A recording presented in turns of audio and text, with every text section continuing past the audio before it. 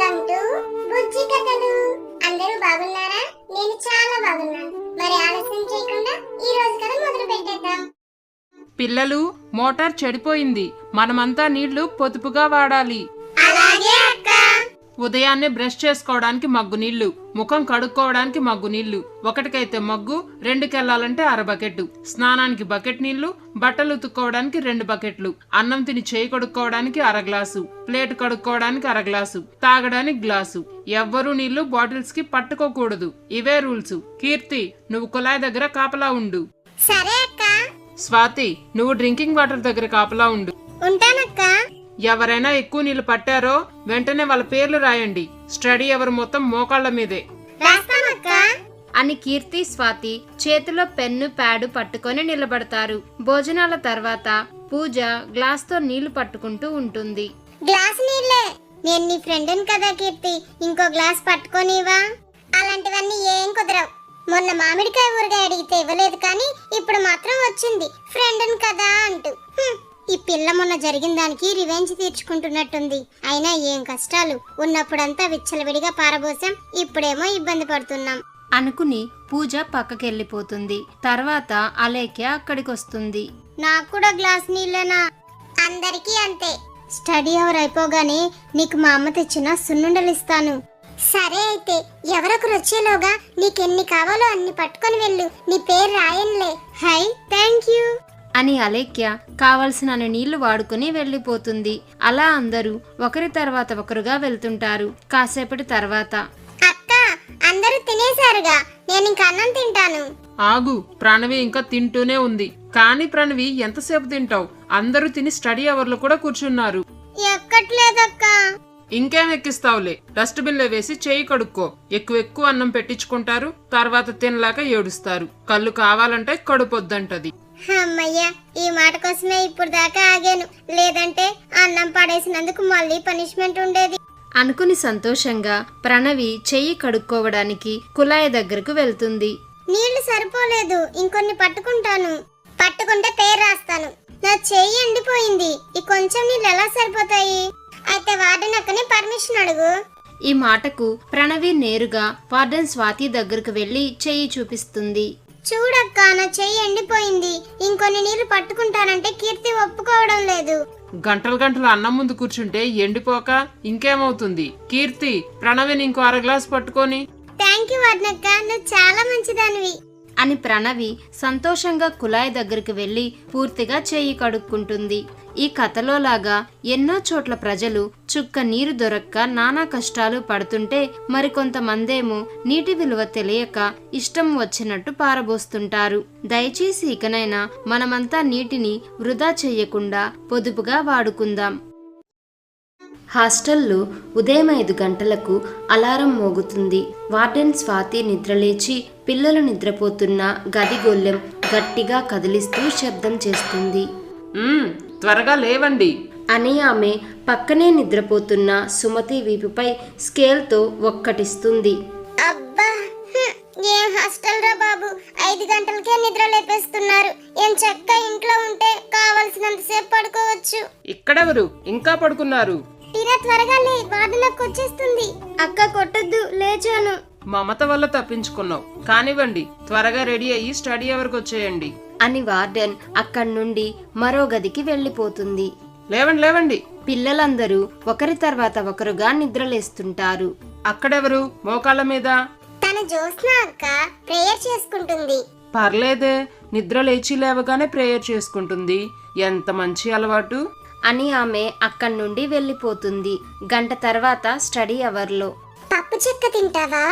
అమ్మో, వార్డెనకు చూస్తే కొడుతుంది. అంతసేపు తింటావా? గబుక్కు నోట్లో వేసుకో. సరే ఇవ్వు. శాన్వి పప్పు చెక్క ఇవ్వగా జోష్న దాన్ని తీసుకొని అటు ఇటు చూసి నోట్లో వేసుకుంటుంది. శబ్దం చేయకుండా తిను. అయినా జోస్నా, నీకు దేవుడంటే ఎంత భక్తి.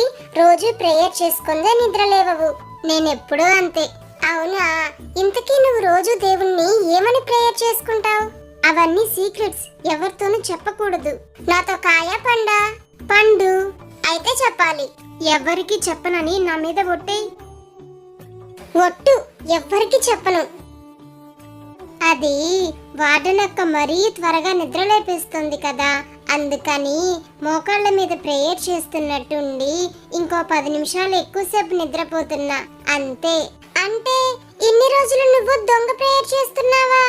షష్, అరవకు ప్లీజ్. భలే మంచి టెక్నిక్ ఇది అనుకుని శాన్వి సంతోషిస్తుంది. మరునాడు ఉదయం ఎప్పటిలానే వార్డెన్ వెళ్లి తలుపు గొళ్ళెం కదిలిస్తుంది. వెంటనే గదిలోని పిల్లలంతా లేచి మోకాళ్ళ మీద వంగి తలపై చున్నీతో కప్పుకుంటారు. ఏంటి ఈ పిల్లలందరికీ ఉన్నట్టుండి ఇంత భక్తి వచ్చేసింది అనుకుంటూ ఆమె ఇంకో గది వైపుకు వెళ్తుంది. ఈ విషయం వెంటనే అందరితోనూ చెప్పేయాలి. మరి ఒట్టు సంగతి? ఒట్టు తీసి గట్ట మీద పెట్టేస్తే పోతుందిలే. అలా శాన్వి ఈ విషయాన్ని అందరి చెవుల్లో చెప్పేస్తుంది. అమ్మయ్యా, జోష్న టెక్నిక్ వల్ల ఇంకాసేపు హాయిగా నిద్రపోయాను అనుకుంటుంది శాన్వి సంతోషంతో. ఇది ఎవరిని ఉద్దేశించి రాసిన కథ కాదు, మా హాస్టల్లో జరిగిన ఒక చిన్న సంఘటన మాత్రమే. మీరు కూడా హాస్టల్లో ఇలాంటివేమైనా చేసుంటే కమెంట్ చేయండి. పూజ హాల్లో కూర్చొని టీవీ చూస్తూ ఉంటుంది. రోజు రోజుకి నీకు దిష్టి ఎక్కువైపోతుంది. ఉండు, స్నానం అవ్వగానే దిష్టి చుక్క పెడతాలే. వట్టి దిష్టి చుక్కేం కర్మ, దానికి హారతిచ్చి రోజు పూజలు కూడా చేయండి, సరిపోతుంది. ఇంతలో తల్లి అమిత అక్కడికొస్తుంది. టీవీ చూస్తున్నావా పూజ? త్వరగా లేచి తయారవ్వు, టౌన్కి వెళ్ళాలి. సరుకుల కోసం అమ్మా, నాకు 5 స్టార్ చాక్లెట్ కావాలి. సర్లే కానీ. కాసేపటి తర్వాత అమిత పూజ ఇద్దరూ కలిసి టౌన్ కి బయలుదేరుతారు. బుక్స్ ఏమేం కావాలో మొత్తం చెప్పు. నాకు బుక్స్ వద్దమ్మా. ఎందుకొద్దు? నేను హాస్టల్కి వెళ్ళను, ఇక్కడే ఉంటాను. అబ్బా, మళ్ళీ మొదటికొచ్చావా? పోయిన సంవత్సరం అంతా హాస్టల్లోనే కదా ఉన్నావు, ఇంకా అలవాటు పడలేదా? అమ్మా ప్లీజ్ అమ్మా, నేను హాస్టల్కి వెళ్ళనమ్మా. షాపు దగ్గర చేరి ఏంది నీ గొడవ? ఇదిగో బాబాయ్, కొత్త school bag, pencil, pen, rubber, ఒక అట్ట, ఒక బాక్సు, జామెట్రీ బాక్స్, ఇంకా చెప్పు. 4 white long notes, 2 1 side ruled, ఒక 4 రూల్డ్. అలా పూజ తనకు ఇష్టం లేకపోయినా కావలసిన పుస్తకాల వివరాలు చెప్తుంది. షాప్ అతను వాళ్ళు అడిగినవన్నీ ఇస్తాడు. అడుగుతున్నానని ఏమనుకోకమ్మా, హాస్టల్కి వెళ్ళనని పాప అంతగా బతిమలాడుతుంది. అదేదో మీ ఊరి బడిలోనే చేర్పించొచ్చు కదమ్మా. మా ఊర్లో బడి మా ఇంటికి 2 కిలోమీటర్ల దూరంలో ఉంది. రోజు అంత దూరం వెళ్లి రావడం అంటే మాటలా? సైకిల్ కొనివ్వమ్మా, సరదాగా వెళ్ళొస్తుంది. అవునమ్మా, నేను సైకిల్ తొక్కడం నేర్చుకుంటాను. మీరనుకున్నట్టు కాదులే బాబాయ్, ఆ ఏరియా అంత మంచిది కాదు. పోకిరి పిల్లలు ఎక్కువ. పైగా అక్కడి బళ్ళో చదువులు కూడా సరిగా చెప్పడం లేదంట. నాకున్నది ఇదొక్కటే కూతురు. మంచి బళ్ళో చదువుకొని పెద్ద ఆఫీసర్ అయితే చూడాలని కోరిక. అయినా ఉన్న ఒక్కగానొక్క కూతుర్ని హాస్టల్లో వేసి మేమేమైనా ఇక్కడ సంతోషంగా ఉన్నామా? అంతా దీని భవిష్యత్తు కోసమే కదా. కొన్ని కావాలంటే కొన్ని వదులుకోవాలి అని అమిత కన్నీళ్లు పెట్టుకుంటుంది. బాధపడకమ్మా, చిన్నపిల్ల కదా. చూడు పాప, నీకోసం మీ అమ్మ ఎంత బాధపడుతుందో. అమ్మనిలా ఏడిపించొచ్చా? తప్పు కదా. ఏడవకమ్మా, నిన్నెప్పుడూ బాధ పెట్టను. నువ్వు చెప్పినట్టే హాస్టల్కి వెళ్తానమ్మా అని పూజ అమితను చుట్టేస్తుంది. పూజ మాటలకు అమిత షాపతను ఇద్దరూ సంతోషిస్తారు. తల్లిదండ్రులు పిల్లల్ని హాస్టల్లో వెయ్యడం అంటే వాళ్ళ మీద ప్రేమ లేక కాదు, అందుకు ఎన్నో కారణాలుంటాయి. అవన్నీ అందరికీ అర్థమవ్వాలని లేదు. కాబట్టి ఎవ్వరి తల్లిదండ్రులను కూడా తప్పు పట్టకండి. కీర్తి, హోంవర్క్ మొత్తం చేసావా? చేశానక్క. మీ నాన్న వచ్చారు, వెళ్ళు. హై నాన్న, నా కోసం ఏమేం తెచ్చాడో ఏమో. శిరీష, మీ అమ్మ వచ్చారు. హై, అమ్మొచ్చింది. నా పుట్టినరోజు కని కొత్త బట్టలు తెచ్చుంటుంది. అలేఖ్య, తెరిసా, స్వాతి, శశి. గంట తర్వాత నా కోసం ఎవ్వరూ రాలేదు. నేనంటే ఎవ్వరికి ఇష్టం లేదు. పూజ, మీ అమ్మ వచ్చారు. అమ్మా, అమ్మా. మీకు కూడా హాస్టల్లో ఎప్పుడైనా ఇలా జరుగుంటే కమెంట్ చేయండి. గర్ల్స్ హాస్టల్ స్టడీ అవర్లో సమయం రాత్రి 7:30 నిమిషాలకు. వినదగునెవ్వరు చెప్పినా వినదగునెవ్వరు చెప్పినా నెవ్వరు చెప్పినా వినదగునెవ్వరు చెప్పినా వినంతనే వేగపడక వేగపడక వేగపడక పడక పడక వినదగునెవ్వరు చెప్పినా వినంతనే వేగపడక వివరింపదగున్ గని కల్లా నిజము తెలిసిన మనుజుడపో నీతిపరుడు మహిళ సుమతి వినదగునెవ్వరు చెప్పినా తర్వాత మర్చిపోయాను. లాంగ్ ఎగో కానీ ఎంతసేపు లాంగ్ ఎగో తర్వాత చదువు. Long ago there was a tree. హహ, బాలే పిల్లలు. అనుకుని వార్డెన్ అక్కడి నుండి వెళ్లిపోతుంది. ఇంకో గంట తర్వాత మన్వి కూర్చునే నిద్రమత్తులో జోగుతూ ఉంటుంది. షాన్వి ఏకంగా బ్యాగ్ మీద పడి నిద్రపోతుంటుంది. షాన్విని చూసి వెంటనే వార్డెన్ అక్కడికి వస్తుంది. 8:30కే పడుకునేసింది, లేలే పైకి లే అని వార్డెన్ షాన్వి వీపుపై ఒక్కటేస్తుంది. అంటూ షాన్వి ఉలిక్కిపడి నిద్రలేస్తుంది. ఆ అరుపుతో మన్వి నిద్ర కూడా ఎగిరిపోతుంది. వెళ్ళి ముఖం కడుక్కొని రాపో. అక్క నాకు నిద్ర వస్తుంది, నేను ముఖం కడుక్కొని వస్తా. సరే వెళ్ళరండి ఇద్దరు. వార్డెన్ ఇలా చెప్పగానే వెంటనే షాన్వి మన్వి ఇద్దరు కుళాయి దగ్గరికి బయలుదేరుతారు. భలే కొట్టింది అక్క నిన్ను. నాకేం దెబ్బ తగలేదులే, అబద్ధాలు ఆడుకు. నీ అరుపుకు నాకే మెలకు వస్తాయి. ఏం కాదు, అక్క స్టిక్కుతో ఊరికి అలా టచ్ చేసింది అంతే. నేను భయపడి అరిచాను.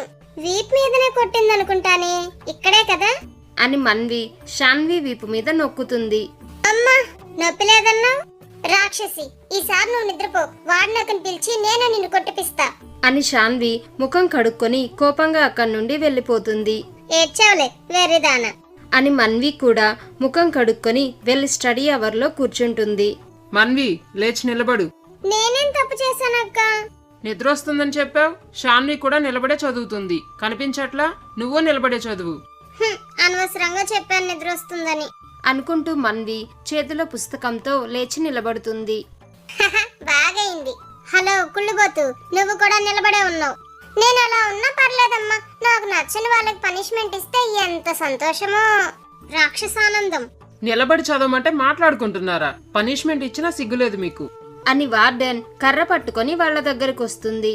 మేం మాట్లాడుకోవడం లేదక్క, తనకేదో డౌట్స్ ఉంటే అడుగుతుంది అంతే. అంతే అక్క, అంతే. సన్యాసి రాసుకుంటే బూడిద రాలిందని మీ ఇద్దరే డిస్కస్ చేసుకోవాలి డౌట్స్. ఎవరిది వాళ్ళు చదవండి చాలు. అలా సమయం రాత్రి 9:30 అవుతుంది. స్టడీ అవర్ అయిపోయింది, అందరూ మీ రూమ్స్కి వెళ్ళి పడుకోండి. అమ్మయ్య, ఈ మాట కోసమే ఎదురు చూస్తున్నా అనుకుంటూ బ్యాగ్ పట్టుకొని షాన్వి మన్వి ఇద్దరు పరుగు పెడతారు. కాసేపటి తర్వాత ఈ ఆదివారం మా అమ్మ నా కోసం వస్తుందంట. వచ్చేటప్పుడు ఇన్ని తెస్తుందంట తినడానికి. మా అమ్మ కూడా నా కోసం చాలానే తెస్తుందంట. నాకు మా తమ్ముడు గుర్తొస్తున్నాడు. మీ తమ్ముడు నువ్వు కలిసి బాగా ఆడుకునేవాళ్ళ? వాడు పెద్ద రౌడీ, ఎప్పుడు తొండాటలే ఆడతాడు. మరి నువ్వేమనవా? ఏమన్నా అంటే నా జుట్టు పట్టుకొని లాగి మరీ కొడతాడు. తిరిగి నేను కొట్టానే అనుకో, మా అమ్మ దగ్గరికి వెళ్ళి నంగేడుపులు ఏడుస్తాడు. అమ్మ వచ్చి నన్ను కొడుతుంది. పెద్ద పనికి మల్లోడు వాడు. మరి గుర్తొస్తున్నాడన్నావు? ఏంటో అలా కొట్టుకుంటూ తిట్టుకుంటూ ఉంటేనే బాగుంటుందనిపిస్తుంది. నువ్వు చెప్తుంటే నాకు మీ తమ్ముడిని చూడాలనిపిస్తుంది. అమ్మకి కాల్ చేసి సండే వచ్చేటప్పుడు వాణ్ణి కూడా తీసుకురమ్మంటాను. మంచి పని. అలా వాళ్ళిద్దరూ మాట్లాడుకుంటూ ఉండగా ఇంతలో వార్డెన్ అటుగా వస్తుంది. వాడినొస్తుంది. వెంటనే వాళ్ళు నిద్రపోయినట్టు నటిస్తారు. ఎవరక్కడ? ఇంకా 11 అవుతుంది. కొరివిదయ్యాల్లో మాట్లాడుకుంటున్నారు. స్టడీ అవర్లో ఏమో నిద్రపోతారు, రూమ్ లో మాత్రం నిద్ర రాదు వీళ్ళకి. పిల్ల పిశాచాలు అని వార్డెన్ అక్కడి నుండి వెళ్లిపోతుంది. అక్క వెళ్ళిపోయింది. ఏంటో అందరూ హాయిగా ఇళ్ళ దగ్గర నుండి స్కూల్ కి వెళ్తుంటే మనం మాత్రం ఇలా జైల్లో పడ్డ ఖైదీల్లా ఉన్నాం. బాధపడుకు. అయినా ఇక్కడ ఆడుకోవడానికి, మాట్లాడుకోవడానికి, కలిసి తినడానికి, కలిసి నిద్రపోవడానికి ఎంతమంది ఉన్నారు. ఇంట్లో అయితే ఇలా కుదురుతుందా? నాకు మాత్రం ఇంటికన్నా హాస్టల్ అంటేనే ఇష్టం. ఎప్పుడైనా హాలిడేస్ ఇచ్చి ఇంటికి వెళ్ళినా ఎప్పుడెప్పుడు సెలవులు అయిపోయి ఇక్కడికి వస్తానా, ఎప్పుడెప్పుడు నీతో గొడవ పడతానా అని ఎదురు చూస్తుంటాను. అవునా? నిజం. కావాలంటే సండే వచ్చినప్పుడు మా మమ్మీని అడుగు, చెప్తుంది. నీ గురించి ఎన్నిసార్లు చెప్పుంటాను. అలా వాళ్ళు ఒకరి బాధలు ఒకరు పంచుకుంటూ ఒకరినొకరు ఓదార్చుకుంటూ నిద్రపోతారు. మీలో ఎవరికైనా హాస్టల్లో ఇలాంటి ఫ్రెండ్స్ ఉంటే కామెంట్ చేయండి. ఈ కథ కనుక మీకు నచ్చినట్లయితే వెంటనే ఈ వీడియోని లైక్ చేయండి. ఇలాంటి మరిన్ని మంచి మంచి కథల కోసం మన బుజ్జి కథలు యూట్యూబ్ ఛానల్ ని సబ్స్క్రైబ్ చేసుకోండి. Thanks for watching.